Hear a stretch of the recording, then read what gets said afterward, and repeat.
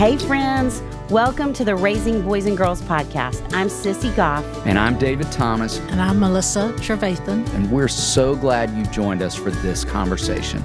Let's dive in.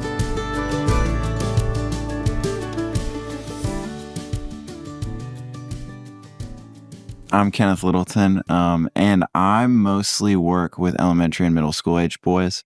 And the things that we work on, it kind of is just about as broad as it could be. But I see a lot of kids who are struggling to control their emotions that don't really know where their behaviors are coming from. And then I think I love getting to do that and then work with parents alongside and like make those connections. And then I lead a couple groups at Daystar for middle school boys. Most of the focus there is on building social skills, which is really, really fun. And just so special at the end of the day to get to watch kids who really might say that they only have one or two friends in their life. And then when they come up to the Daystar house, they're like jumping in the air for each other, so excited about where they're going to go for dinner. So yeah, I love that I get to work with those younger age kids. I see a couple high school kids, but mostly the younger ones. Mm-hmm. And I'm Jenny Tang, and I mostly work with middle school and high school girls. And I also lead a couple high school groups as well. And a lot of what we've been talking about, just a lot of anxiety, I think, is just under most of what shows up. And with this age group, a lot of the work I do is foundational to self-worth and identity, and them, finding out who they are and separating, themselves from the identities that, from school and social media. So I think underlying a lot of the work I do is just a lot of self-worth and insecurities underneath anxiety and depression. And when I lead my groups, a lot of it is social. I think there's a social delay with girls after COVID and with social media. So I think a lot of when I'm doing groups, it's building social connection face-to-face, understanding empathy and perspective taking and being able to see outside of themselves and their own experience. So a lot of my group is building those skills while also just exploring their self-worth and identity. Y'all, we are so excited to get to sit down with the two of you. It is so fun to have your thoughtful, wise voices on this podcast and to get to share with the world the people that we love and respect so much. So you're our first two Daystar therapists on the podcast, and it's so fun. Yeah, we're so happy to be here and honored I'm very to. excited about it. We brag about you all the time in all the places, but it's fun to get to brag about you in this space today. Yes, it is. Mm-hmm. So starting off, will y'all talk a little bit about either your favorite part of working with kids or something you've learned from a child recently? Yeah. I'm happy to start. I work a lot with middle schoolers and teenagers, high schoolers as well. And so I think there's this, this natural shift that happens throughout middle school with girls just getting more self-conscious and more in their head and more restrictive. And so I just notice a difference between when I do arts-based activities with girls, that they can be in their head and they're judging what they're doing and they're perfecting it. And I had a 10-year-old recently who I did a similar activity with, and just the freedom she had to just freely express, and she didn't think about it, and she got outside the lines and messy. And it was a sweet moment for me to see that, since I don't normally work with younger girls. And it felt like a reminder to me of like, we need to not take life so seriously, and the freedom to live outside the box and to get a little messy, and the beauty of what came from that. And I think as we get older, as girls become teenagers, and for us adults, like we're often just living and just trying to, perfect things and do things the right way. And we get so in our head that I think that moment was just a sweet reminder of, life doesn't always have to be lived inside the box, and just the importance of, creativity and the freedom in that. So that was a sweet moment recently. I love that. And the self-consciousness that creeps in with adolescents. And how do we help them move back towards that freedom? And absolutely. Yeah, that's great, Jenny. I love that. That's so good. I feel like such a fun part of my job is like how off the wall kids could be. And, as we're like doing this really heavy lifting and talking through just some unimaginable circumstances for kids, just the goofy things that come alongside always crack me up. But I think recently, and I think getting to do Daystar and getting to do camp, like watching some of these kids who have been doing work for years. I think about like the last week at camp that we were at, where there was a kid at the end of the week who'd been through something really, really, really tough. And she raised her hand and was like, I just want you all to know that like no matter what you're going through, like God has a plan for you. Mm. And I remember she said like it's not gonna look the way you think it's gonna look. Yes. This is an 8th grade girl. And like Mhm.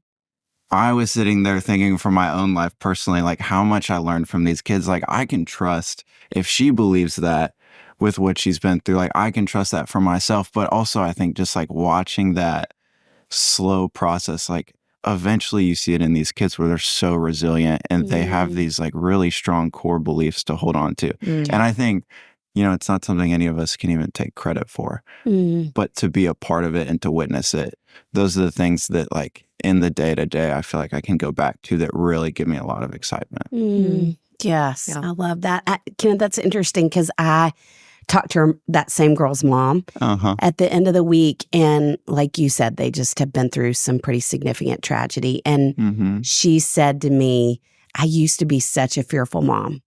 And I think in some ways it's because I thought I could control things.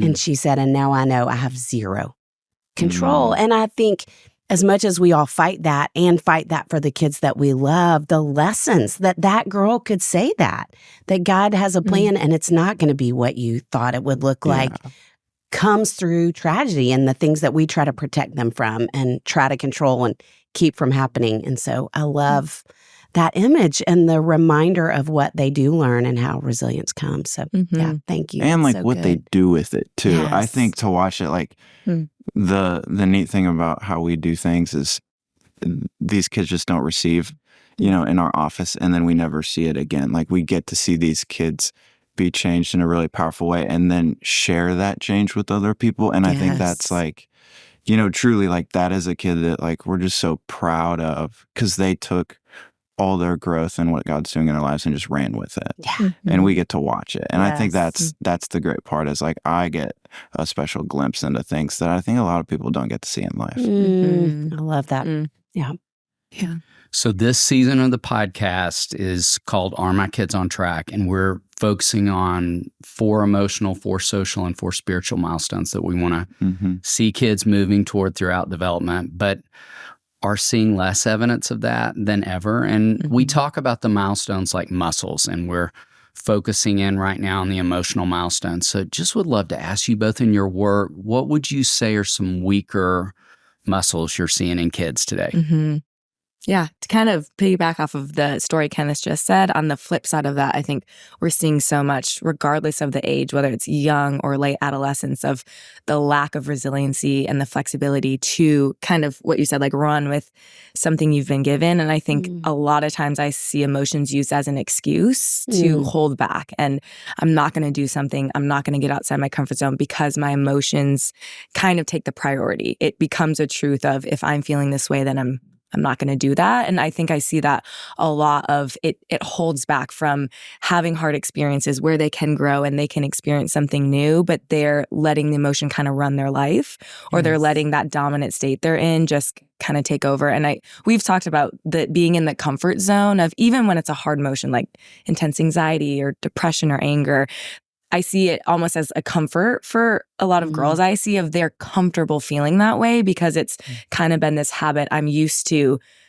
When I'm feeling anxious, I just stay in it and it gives me almost like this safety blanket to feel anxious rather than to have the opportunity of like, what if I step outside of that and allow myself to experience something new? And maybe it's not as scary as I think it is, but I think the ability to take that next step is really overshadowed by the emotions. So I think that's something I'm seeing a lot across the board of age groups of just kind of letting that stay stuck and then becoming what they're leading with rather than seeing it as emotions are beautiful and there's so much more to life and things that we shouldn't be making decisions just based off of emotions. Well, and I want to jump in and say, if you're listening and you're a parent of a girl, because I think girls are especially prone to that these days. I'm sure there are boys that are doing it too, but a lot of girls. Yeah. As a parent, it can be really hard to help them move out of that often. They're going to push against you. And that's where I am so grateful, Jenny, that you're in this place because I think these girls walk into your office and think you're the coolest. And so you're able to push in a different way and challenge them in a different way. And so parents, if you're hearing this and thinking, oh, my daughter does that, it might be a great reason to find a therapist in your area that can kindly and with the voice of real encouragement, challenge your daughter to move through and move toward some of the milestones we'll be talking about in future weeks too. And I get that often with moms saying, I feel like I've said the same thing to my child that you're saying. They just brush me off. And I think to remind, like, that's very developmentally appropriate for teenagers, especially. Your voice can be powerful and have a lot of wisdom to it. But just by you being their mom, it's this, this wall up and barrier. And that is, just a normal part of teenage development. And to see it as it can be so helpful to have a counselor or a youth pastor or some mentor who's older than them, and to not be frustrated in that and to be like, does my voice not matter? No, it carries a lot of weight. And just to see it as this is unfortunately the stage they're in, where it can be helpful to have a team around you of, encouraging your child and helping move through that. It's such a great reminder. Yeah. That feels really similar to like what I was thinking about. Like, I think the low grit I see in a lot of kids just feels like it's coming up more and more. And kids in my office are so quick to throw out like, I can't. And I think that's where, especially with, I've seen a theme recently, I think people are trying to help their kids talk through their emotions, but where the kid takes it naturally is like, I have to do what I'm feeling. And so, when we get into these conversations about, well, kids are acting out on their anger or really getting paralyzed by their anxiety, when you start to throw in, was there anything we can do different? They're like, no, I have to do what I feel. I can't. And that feels like, I feel for the parents because that's a really difficult spot to be in. Like when your kid is that enmeshed with their emotions, it would feel really hurtful to be like, tough it up, do it anyways, And it does feel like there has to be this really tactful approach of like, you can feel this and you can do a little differently. But I work with elementary and middle school age boys, and that's not something that's really crossed their mind yet. And so I think, that muscle specifically just with like being emotion led, I think feels quite like a difficult hurdle for them to get over. That's such an interesting word. I keep interjecting, but that's such an interesting word that they have to do what they're feeling. I would never use that language for a girl. I think she wants to feel what she's feeling, and she can get very stuck in it, but not do what she's feeling, which is interesting about boys. We're so action oriented. Yes. Creatures. Yes. Yeah.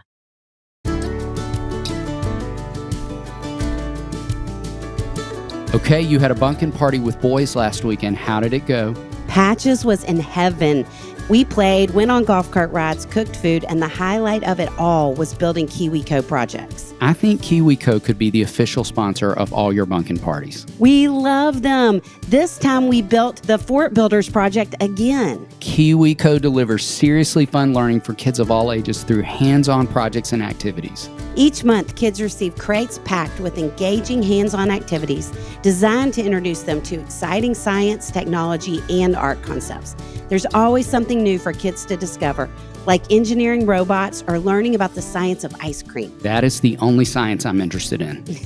Each crate is designed by real experts and tested by kids to ensure that every experience is age-appropriate, engaging, and seriously fun. Crates come with everything needed for kids to build, including materials and instructions. You'll be surprised at how high quality the materials are. Every week, we sit with parents who are weary with battling about screens. It can be hard to find creative ways to keep your children engaged, challenged, and off their screens.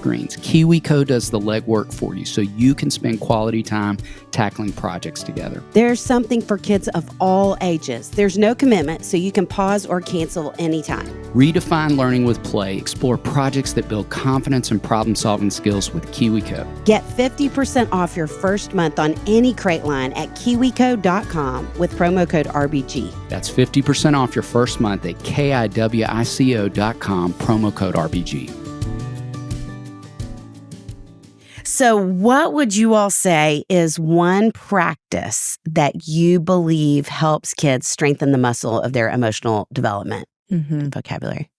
Yeah, so I think to continue this conversation of kids can get so stuck and it can become an identity and a control piece. So anything we can do to externalize it. And that's why there's so much power in the things we do in counseling of a lot with elementary schoolers. You talk about the worry monster and things like that, but there's so much power in externalizing it to see it separate from yourself. And so I think just any kind of practice and tools to do that, especially as I don't think a teenager would want to do that exact technique, but anything as they get older to help them to get it outside of themselves, their head and their bodies. And so I think practical things to talk about it, to journal about it, to do the grounding, mindfulness, and coping, but also, to your point, to not always stay in it and to talk about it. But I think movement is a big thing. I just see a lot of girls, they get, to your point, they like to feel it. So they get so stuck and they're in their bodies feeling it. So any type of movement we don't even need to talk about it, but just to get outside yourself, to get outside the feeling. So I think it's the blend between, we do need to process through and work through these emotions. And we do need it, like body regulation. We do need to move our bodies. We don't want to sit for hours in our room as we're feeling and processing it. There is just practical, we need to get our bodies moving. So I think this externalizing the feeling. That's so good. What would that look like for a parent to help their child externalize and move? Yeah, I think a lot of times it's just parents encouraging them, like, okay, let's get up. Let's go on a car ride. I'm going to the grocery store. Would you like to come with me? Okay, let's go on a walk. I'm going to take, the dog on a walk. I want you to come with me for a little bit. Or gardening. I feel a lot of girls this summer have told me, like, I actually really enjoy being outside and helping my mom garden and, like helping them plant things. Well, or that's a great takeaway. Maybe not all of them will do that, but anything like that, to just have them walk alongside you I think sometimes when a kid is showing up with a big emotion, oftentimes parents are like, I don't know what to do. I'm trying to enter into this. And I think if it's taking over of like, before we enter into it, like sometimes their body's dysregulated. So we just need to help them move out of it to have, another space. And then oftentimes when you're gardening, when you're in the car, when you're grocery shopping, sometimes they'll just naturally be able to be in a more regulated space to talk about it. So I think the importance of to not get stuck in it, to have movement, to be able to externalize it and it be separate from ourselves rather than this is who I am and I am my anxiety. That's so good. Yeah. I feel like what I was thinking about a lot is, and what I've been thinking a lot about in my office is, I have a lot of parents who like were coaching and walking through like absorbing all this information about how to understand emotions, and then to translate that to a child, like they're not going to absorb the information the same way. And I feel like what's been on my mind a lot is just talking through like the significance of what it looks like to model emotions for your kids, which is, I think it's a easy thing to talk about because we're doing it all the time. We just may not realize like with the intention of what we could be developing for our kids. And so it's not as much something that's like on the nose, which I think I feel very on the nose in my work sometimes of going through a feelings chart or something like that. And then I think when you do that too much, a kid may feel overwhelmed or feel nagged in a sense of like, oh, we're talking about this again. And there's like this really sneaky backdoor way, not bad sneaky, but good sneaky, of like, I can show my kids what it looks like to identify their emotions, manage their emotions, label them, and walk that out right in front of them. And so I've talked with parents a lot about like, how is it that you're coming through, if your kid is getting you upset, I think it's totally acceptable to say, hey, I'm actually a little frustrated right now and I need to take a 10-minute break. I'd love for you to do that too. And then let's come back together. And there's no like accusation. There's nothing being put on the child, but the child is sitting there going, well, if mom or dad is doing that, maybe that's something I should be doing as well. And I've even talked about like, let's stage something, like I have kids who make mistakes and are really hard on themselves. It's like, do you have a meaningless plate that you can break on the floor at home, get a little frustrated with yourself, and then show yourself some grace, like publicly, so your kid can see like, this is how we're walking through these emotions. And I think they absorb it a lot quicker and a lot better. And it works too, because like I think we all need help with emotion regulation and vocab. And so it's not something that comes naturally to me either, but as I have to like think about modeling it, it starts to work for itself and snowball in a way of like, oh, this thing that felt so hard for me to package and display for my kid, now it's coming more naturally and they're seeing it with repetition. Yeah. So good. The meaningless plate practice for perfectionistic kids. I love it. We're getting all kinds of great takeaways with these two wise folks. Okay, in this stretch of the podcast where we're focused on the emotional milestones, we're drilling down on the first milestone, which is vocabulary. So thinking about helping kids and adolescents build an emotional vocabulary, like what would you all say is something you do in your work, even that parents could be doing at home to help kids build in that place? Yeah, I think often when, again, I work mostly with teenagers. So often when I have a teenager coming in with, I'm mad, I'm upset, I'm mad at my parents, I'm mad at my friends. Oftentimes I see girls that are really good at feeling and expressing one dominant emotion like anger or anxiety and trying to get to the underlying, like, what's the why and the need to this? Like, okay, what's the why of why is this so upsetting towards you? But also what's the underlying need of what else is going on? And oftentimes it's not just I'm mad at my friends, but I'm feeling lonely and I'm feeling sad. And the need is I desire connection and I desire, to be seen and heard. And I think the more we can tease apart this intense emotion to like, okay, what are the intricacies going on? And to see emotions as they can be beautiful teachers of there's something deeper going on in our heart and longing that if we can tease apart and slow down that process to give more language to, I'm not just mad, but I'm also actually feeling really lonely, or I'm not just anxious, but like there's other things attached to it. I think that can help them with what we talked about, the slowing down, externalizing it, but also to add other language so they're not just showing up in this habit way of like, I'm mad, that's it. There's nothing more. And I hear that a lot. We're like, well, I'm just frustrated. There's nothing else to my emotions. And to see that, oh, there's actually a lot of complexity going on, especially for teenagers. It's not black and white, but they can often show up in a black and white way. And so I think the more I, in sessions, am trying to tease it apart, to just see it objectively with curiosity and grace, to be like, there's more going on in your heart, and I'm wanting to understand what that is. And the more they have awareness of that, I think gives them more vocab to be able to not just operate out of a few dominant emotions, but to see, the goodness of their emotions and that they can actually be really beautiful teachers to what's really going on. So those are often That's with teenagers. so good. I love that. The why and the need. Yeah. It's so good. Yeah.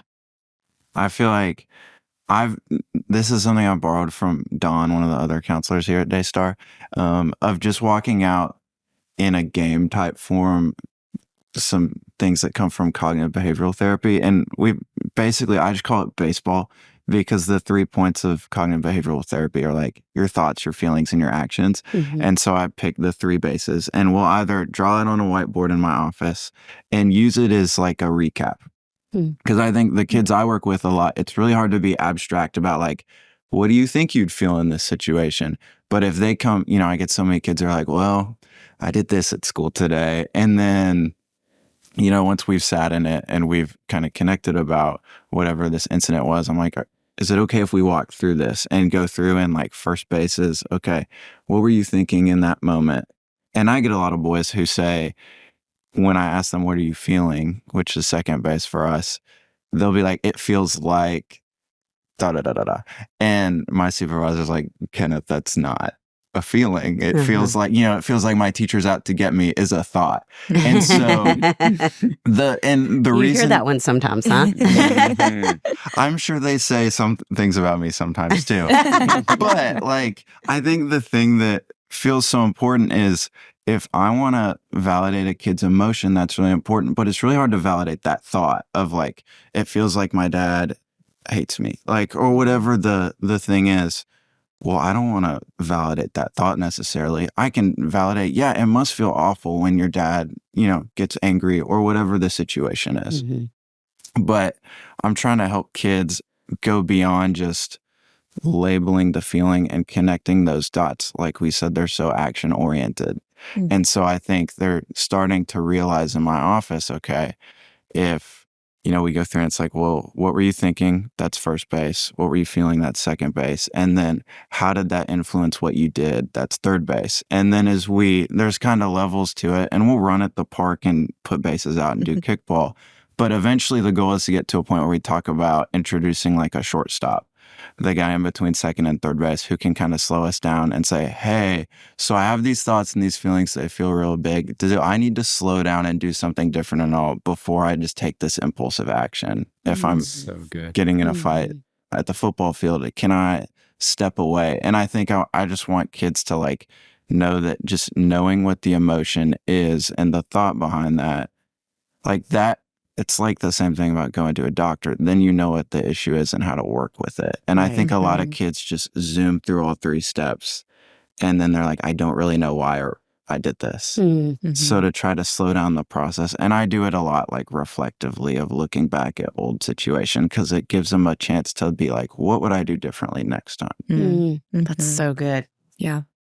What would y'all say is one way parents could help their kids develop a more expansive emotional vocabulary at home? I feel like Kenneth hit on this really well when he was talking about modeling it. And I think the importance of coming back around to moments, whether it's between the two of you, you and your child having a hard moment, or them. Oftentimes with girls, it's like they come and they're in the car right after school and there's a lot of intensity and moms feel like they're just complaining and they're being mean and they're kind of in a dysregulated state. And so coming back around and being like, I want to understand, what was going on in that moment and try, like what we talked about, like getting to the why and the underneath of it, of complaining about this teacher hates me or this friend, making these big statements that as a parent, you're like, that's not true. And you're trying to talk through that with them in the moment. But if they're dysregulated and not in their rational brain, in those moments, it's really hard to get to the, okay, let me understand the why and the need. So I think there's so much power in being able to come back around to conversations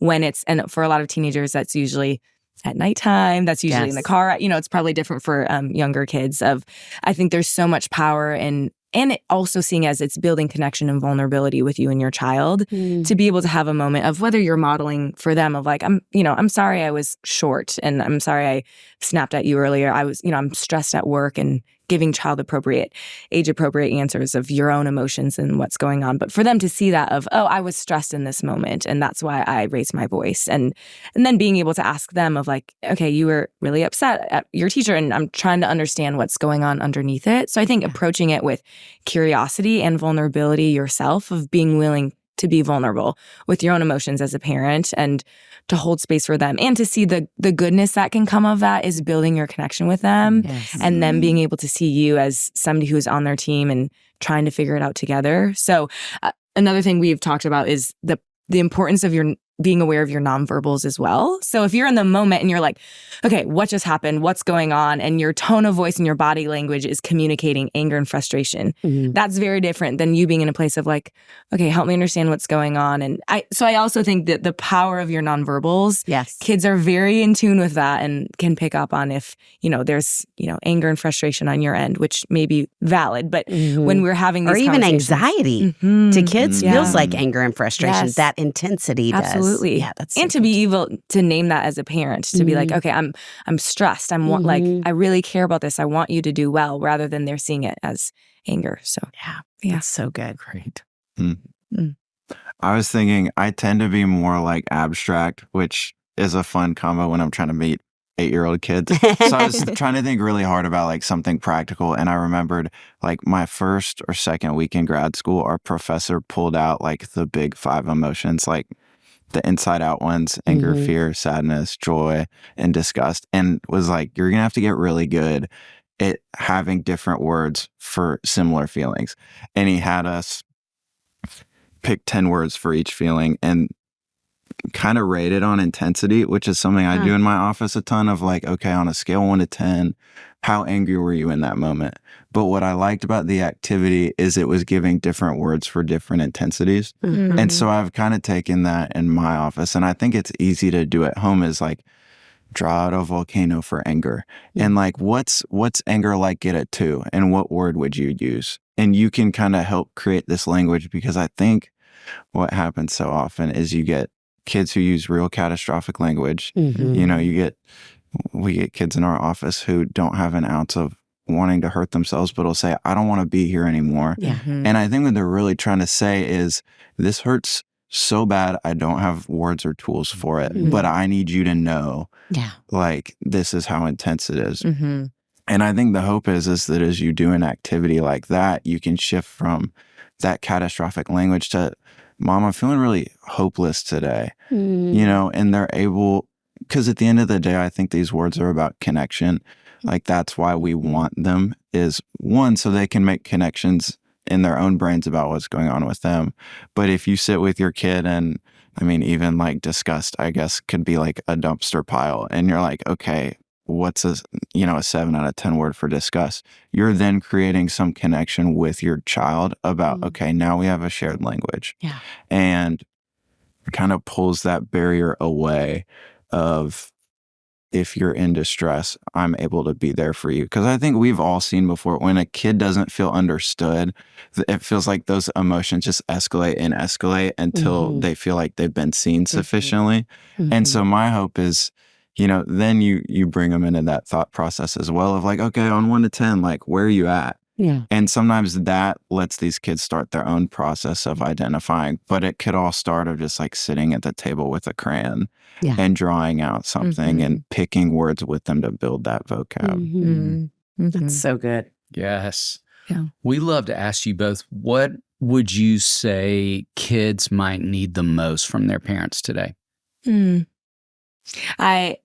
throw it Inside Out 2 reference to this, I'm thinking about this scene at the end with anxiety where Riley's in a panic attack and the anxiety is spiraling. And I think for parents to be a blend between it, to be in the emotion with them, but also to be the voice of truth. And I think what you were mentioning, Sissy, of it's often for moms can be really anxious with their daughter's anxiety. And so to be a team with them, to be alongside them, but to not enter into the spiral with them. Right. And I think it's when you deeply care about your child and you want to get them out of it, it's easy to jump into that spiral of anxiety. And if Joy had jumped in there, they wouldn't have been able to get out of it together. She would have just been spiraling with her.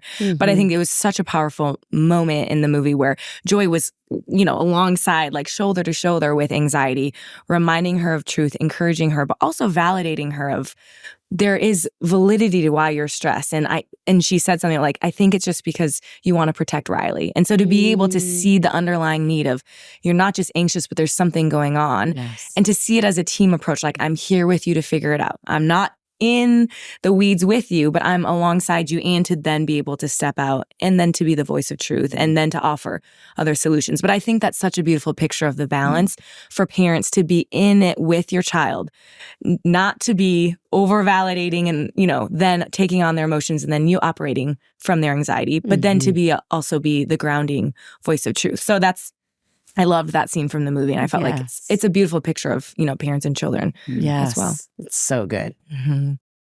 I feel like the thing I've been running into more and more is I think kids they want connection. They just don't know how to get it. And I think, meeting with parents and trying to coach through these, different ways to approach your kid and different emotions. I think the thing I've started to realize is kids will understand us better if they feel understood first.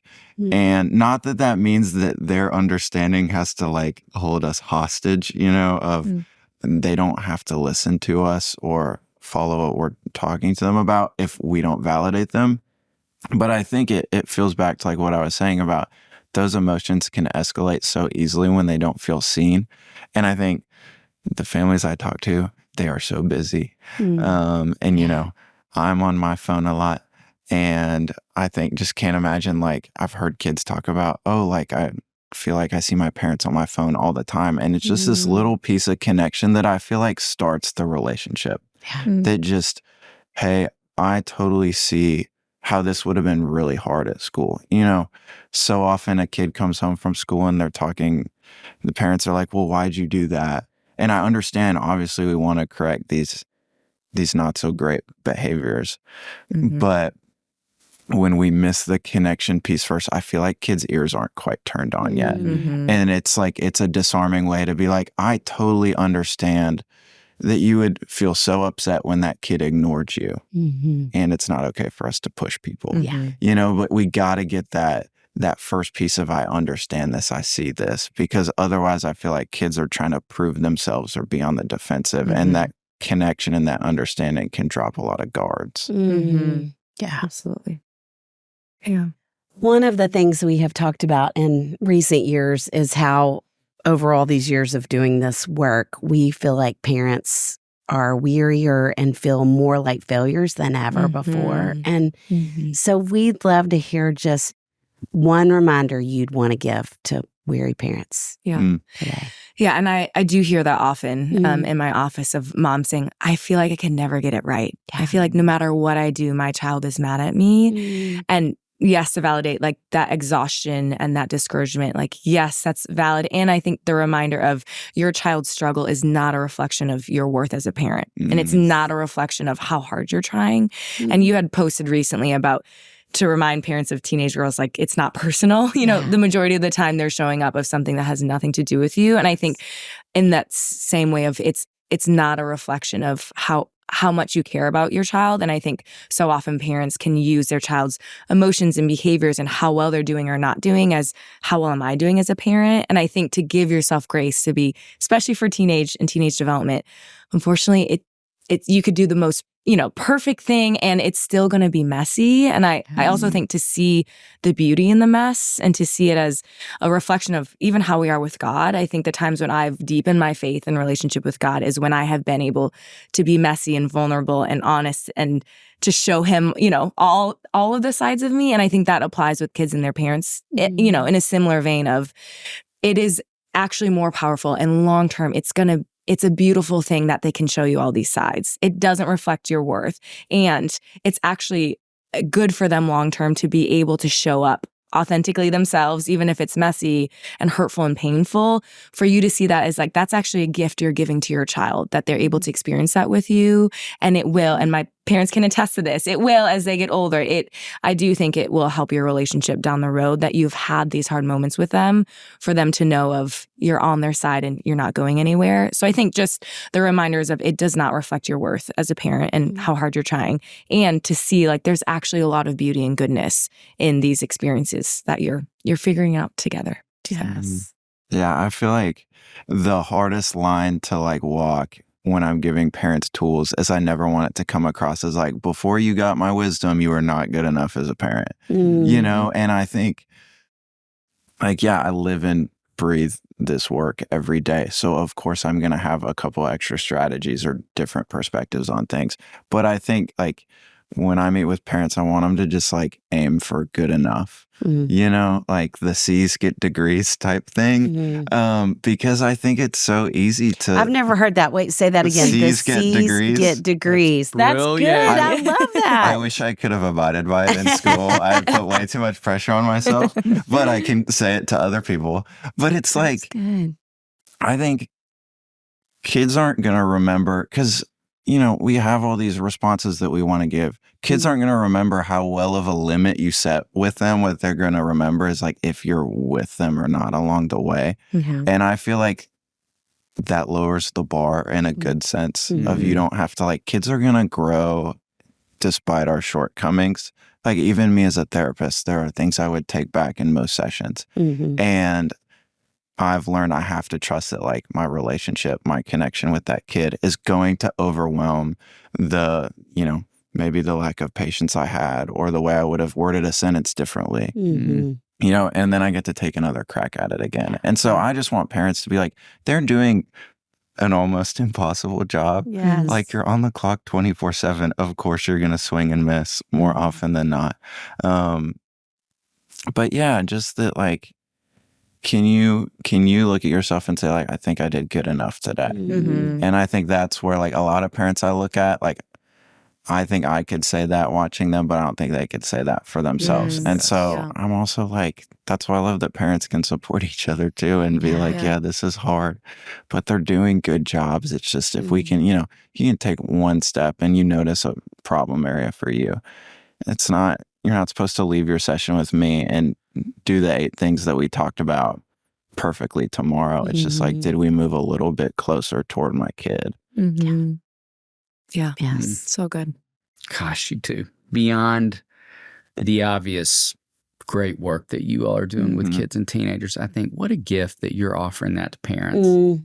What a gift in a moment in time when, as we're discussing, parents feel more discouraged and defeated than ever. And I'm grateful on all those levels and thankful a lot of parents got to experience that grace and wisdom in our conversation today, which we really don't want to end, but we're going to be respectful of your time. And we love to ask one last question. We jump to something food related here at the end. So I love food. Two-part question. Part 1 is queso or guac, and part 2 is what's your favorite taco? It feels like such an unfair question. Queso and guac. Usually I do both. Yes. If I had to pick, I would say guac, especially with how hot it's been in Nashville. And it's just in the summer to have a nice, fresh guac. I think I would if I had to pick. And then I love a good carnitas taco, which they do well here in Nashville. So Yes. I'm gonna pick queso. Okay. I feel like guacamole is always on the table, but queso feels like the special like splurge for me. So that's why I'd pick that. And then taco wise, I feel like I'm more of a burrito guy, but I love a breakfast taco. Like some bacon, eggs, some chorizo, Speaking maybe. David's language. Yes. It's a good way to start the day. Yes, it is always. Y'all, this was amazing. It was amazing. Incredible. So much rich truth. And parents, if you are listening, there are great therapists out there that you can find that are maybe not Jenny and Kenneth, but they're really good. So call your pediatrician, reach out to your school, to your church. They've got a list of referrals. There are a lot of great people out there who can speak the same kind of truth into your kids' lives that these two are doing every day in our office, y'all. We're so grateful. I just stopped myself from getting teary at one point. I'm so proud of you. We're so grateful to be here and that, just to be able to speak with you all about just the hard parts of childhood, and just as a reminder, if we're all in it together, and it takes a team, it takes counselors and doctors, and it just takes a whole team. So yeah, we're grateful to be here. Yeah. David, what a team we have that we get to call friends who help make this podcast possible. Amanda Young, our operations manager. Chris Starrett, our engineer and producer. Our management team at KCH. And we are thrilled to be a part of the That Sounds Fun network. Our music was created by the insanely talented Dave Haywood of Lady A. And if this podcast felt helpful to you, please consider subscribing, liking, sharing, all the things. We are grateful for you and cheering you on always.